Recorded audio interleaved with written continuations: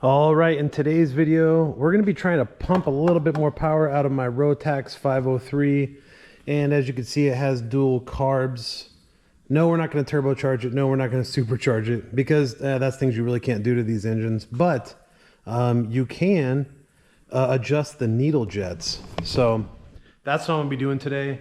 Yes, I'm wearing a bandana because this is East Texas and I am sweating like crazy. That's going to be the main project for this video. Really quick, I want to thank people who, let me see. Okay, I had to move the camera there so you could actually see. I want to thank people who are here because of Peter's channel or video.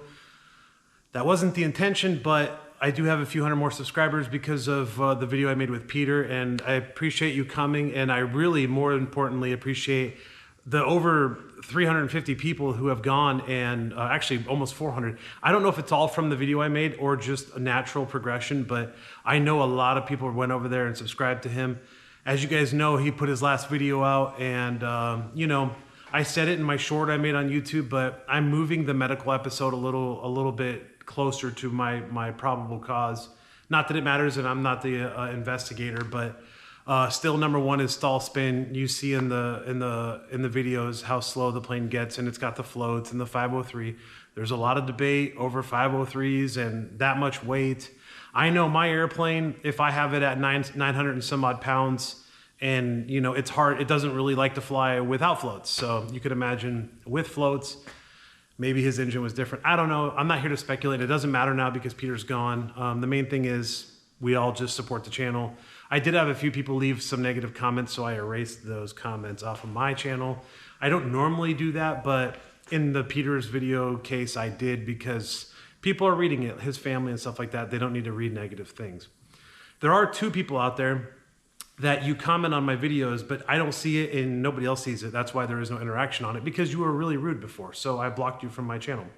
If you don't like that, if people don't like that I did that, hey, this is my channel. It's not like this is my job and I get paid some great amount of money to do it. I get paid pennies to do this. So if there's gonna be someone negative, they're gone. Anyways, moving on. So today I'm gonna be working on the 503. And what I'm gonna be doing is I'm referring to a video that was made by John Baker over at Rotax Repair. And if you have Rotax engines, you definitely should be watching his videos. What I'm going to be doing is adjusting the needle jets on the carbs. Now you're probably asking, John, why haven't you done this in the past? Let's go back this way.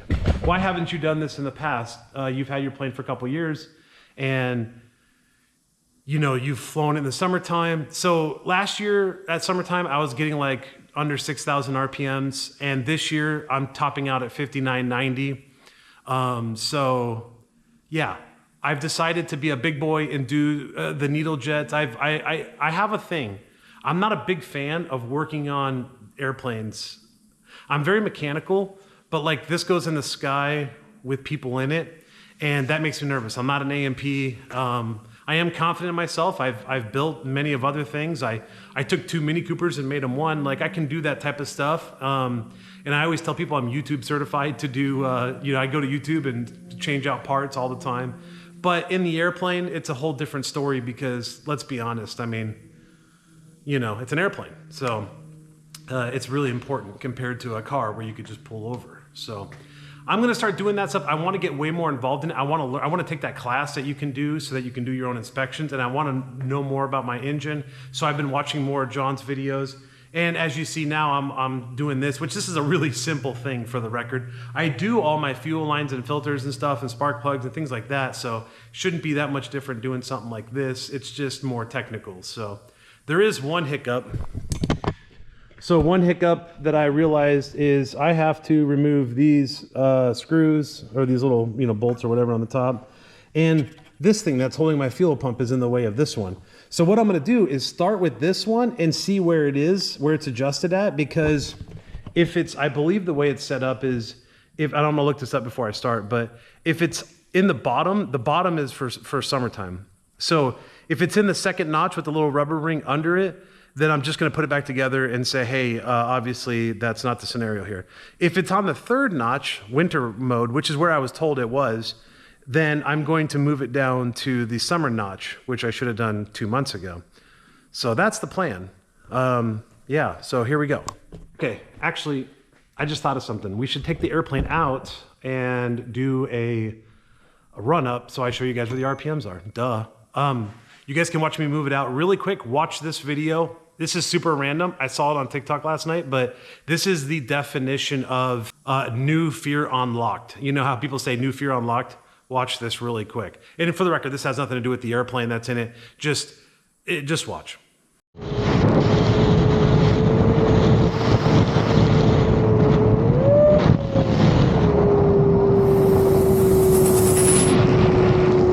Okay, so yeah, I don't know if you guys can see me or not, but that was pretty freaky stuff. All right, let me get the plane out and we'll get started on that. I'm gonna do a run up so you guys can see what the RPMs are in this higher density altitude, hot, sweaty day.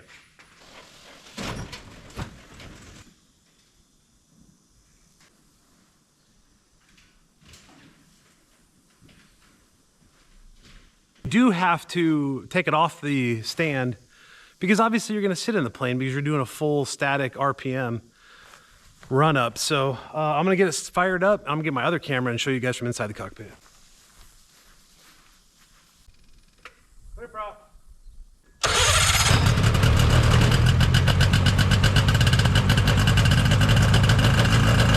Well, you guys should be able to hear me now. I've got my headset on. Unfortunately, I just realized I forgot my radio, and I was going to do a flight. I'm letting it warm up still. I was going to do a flight to see if I can get those RPMs up, how it does. Unfortunately, not my radio. I know you're saying, John, I hear this all the time. John, you can use your radio. You can fly without your radios. I understand that. I use radios for safety and because I know how to use them. So the other thing too is this airport is a FRIA, which is like a. Actually, I don't even know what that stands for. I think it's like Federal Aviation Recognized Area of something. I don't know. But in a nutshell, the owner of this facility has made this a place where you can fly, you know, gyro, or not gyro, well, you can fly gyros here too, but quadcopters and drones and remote control airplanes and all that stuff. And every once in a while, someone slips in here. And there's been a few times people have come in without radios. And this is a private airport. He wants radios used. I'm here, I want radios used, and I know, again, there's some people who are like, oh, but you don't need them. We understand that. We know the laws. We understand. But you should use them because it's for safety. It's so where you know where everybody is. If I could afford it, I would have ADS-B out on this. I would rather have everybody see me and me see everybody. That's why I fly with ForeFlight on my iPad with my ADS-B in. So let's see where we're at here. And we got a little ways to go. You can see the, I've been using this digital tack. I don't really rely on this one anymore because it was going haywire on me. So now I just use that one. See if we can get this thing warmed up. Sometimes I have to tap my EGTs. My CHTs usually work pretty good. I don't know how I'm going to do this and hold the thing at the same time. Let me see here. While we're waiting for this thing to warm up still, you know, not using radios in the plane, in my personal opinion, yeah, there's going to be people who hate on me. I don't really care. But not, so my friend Seth, a long time ago, I used to not wear my seatbelt when I drove when I was younger. And my friend Seth, I hope he's watching this and I hope he comments, but my friend Seth was like, hey, I got in his car with him and he's like, will you put your seatbelt on? I was like, no, I don't wear my seatbelt, you know, because I was too cool, I guess. And we're getting there. And he said, well, it's not for you, it's for me. And I said, why? I said, I would get the ticket. You know, we're in Arizona. I would be the one with the ticket. And he said, dude, it's not that at all. He's like, if we get into an accident, you're like a 250-pound projectile flying through the car. Like, that seems really unsafe. So this is why it's good to have perspective from multiple things, because he opened my eyes to it. He's one of my best friends. We don't see eye to eye on everything, obviously, but he was 100% right. So now, ever since then, I wear my seatbelt, and I make my kids wear their seatbelt. And, yeah, so same thing with radios, guys. You're not the only one in the air. I don't care if you use the radios for yourself or not. I care if you use the radios for me, for the people who are here at the airport, for everybody else. Because honestly, when someone tells me they don't use the radios, I instantly know it's because they don't understand them. And if you don't understand the radios, then guess what? You don't understand flying. You shouldn't be flying. Now, when I become a CFI, I plan on offering up some ultralight services and stuff. And one of my main things is going to be radios, because I want you to be alive and to stay safe.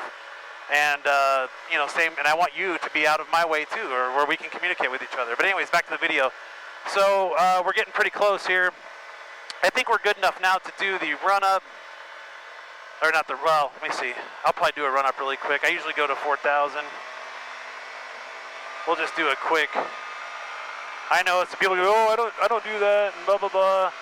I know, yes, I know. Everybody does things differently. Okay, go back to both. See if I can hold this here and do my thing. Let me see what we get. Full static, here we go. No one's behind us.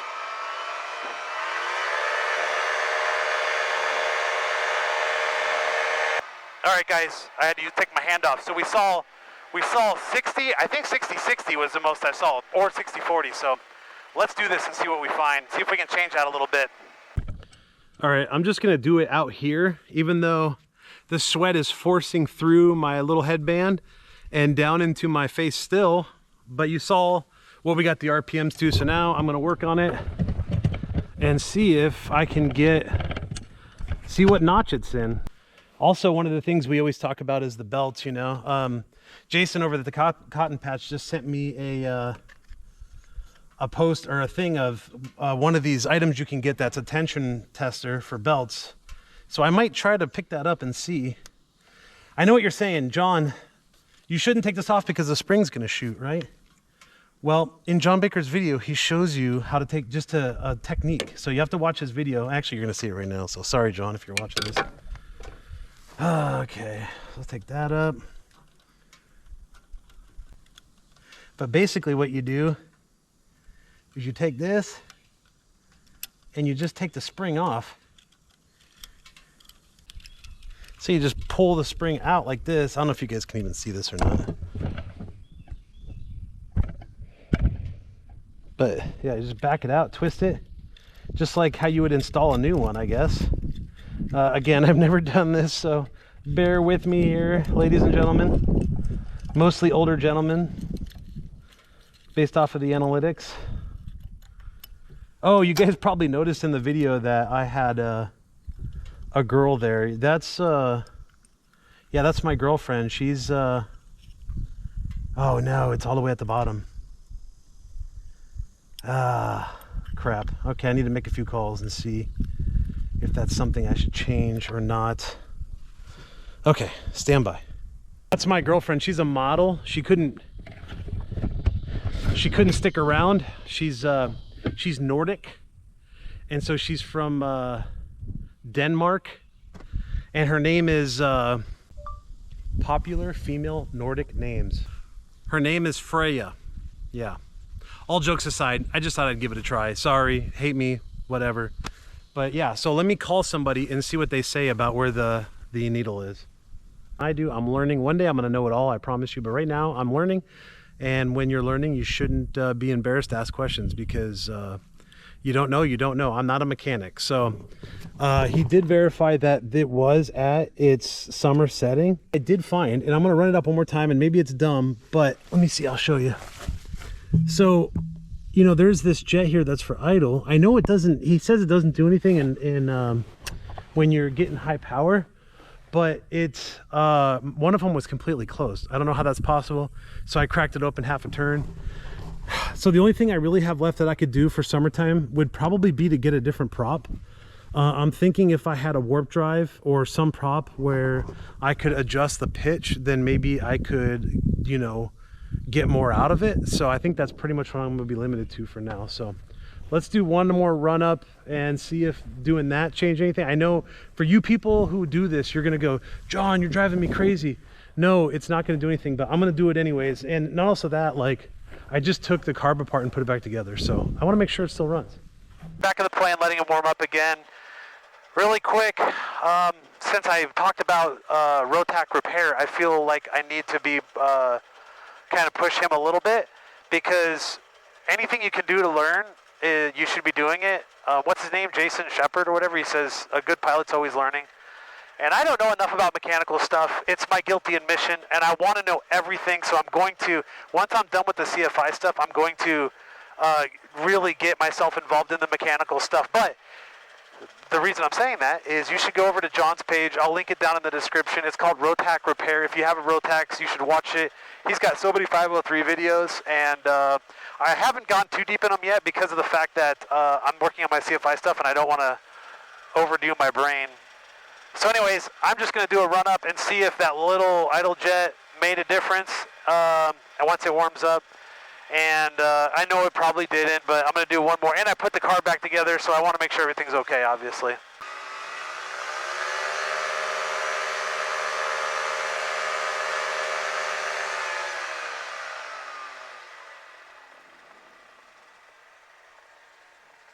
All right, guys, that's exactly the same. It is kind of idle and a little more rough now, so I wonder if I shouldn't tighten that screw back up. I don't know. Kind of odd. I guess if something's not broke, don't fix it, but... Well, I know that video was lackluster, but I think I learned a lot, actually. I'm glad I did this. So I was doing the math. So I have 70 more RPMs right now, and the density altitude is exactly 600 feet less than it was when I had 5090. Now I have 6060, and that's on the digital tack. So that's telling me that literally in, 500 or 600 feet of density altitude, then that's 70 RPMs. But again, still a new prop. And so I really thought when I popped that open that it was going to be on the third one, and then I was going to adjust it to where it was on the bottom one, on the second from the bottom. So yeah, that didn't work out. So I appreciate you guys watching. If you haven't yet, please subscribe, like, share, follow. Go over to John Baker's Rotax Repair and subscribe to him. I've talked to him a few times just on comments on the videos. I haven't actually spoke to him, so it's not like he said, "Hey, shout me out" or nothing. I'm just shouting him out because I think his videos are awesome. So yeah, thanks for being here, guys. So I don't know what the next video is going to be, but I'll see you on the next one.